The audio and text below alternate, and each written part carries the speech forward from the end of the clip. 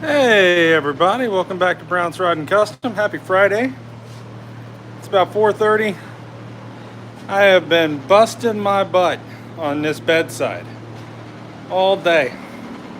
I probably got 6-7 hours in it. But most of that was in, tight little town. But I think we got this bedside looking pretty good. Um, and again, this is the passenger side bedside for the 1958 Chevy Apache. It was a little rough, but really the issue on this is right here, where, let's see if I can't flip this up, where that lip is that goes across, where all the crap just had in. So that's fixable. I need to remove that lip still, and then get a new one, but that won't be too bad. Basically, it's just all these spot welds. Got to drill them out, and then it should pop right off. But we have a bedside, boys. So this bedside is really close. I mean, other than honestly drilling those spot welds out and then just hitting that line where this is, we're going to be removing that. Just cleaning up that edge. This is pretty much ready for metal conditioning and epoxy primer. So that's very, very, very exciting. We need that. So as you look at this truck, this can go right there, but still need to buy a front panel, but this is ready. The cross beams are ready for primer, for metal conditioning and primer. Really down to just one more, the driver's side bedside, which I'll do tomorrow. This is the best one by a lot. But, it's flat metal. It's just metal. That's my slogan I'm going with anymore. It's just metal. We can fix it. We can fix it or we can make it. If somebody made it at some point, we can make it now.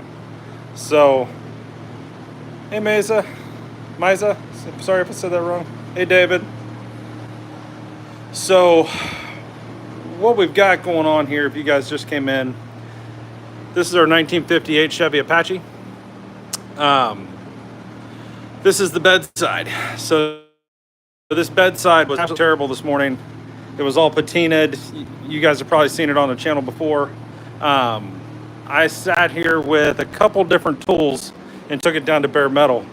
Probably got 8 hours in it, but this tool here, Bauer surface conditioning tool with that drum, a right angle drill with little gasket removing pad, and then this grinder with a floppy paddle, really took it off.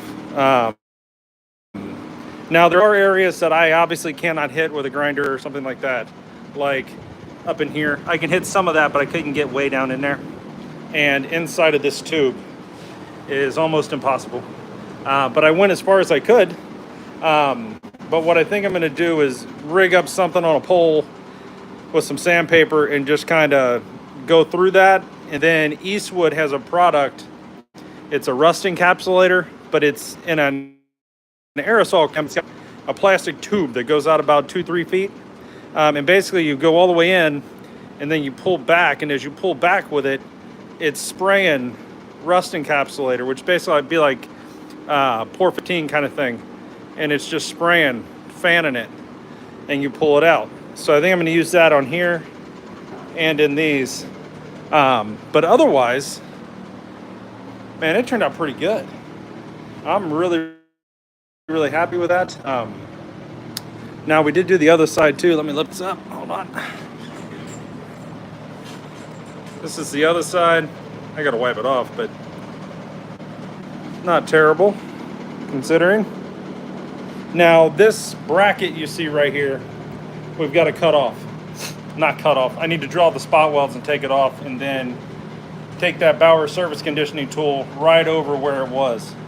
I'm going to replace that bracket, that angle there. That's where the majority of the rust is on this panel.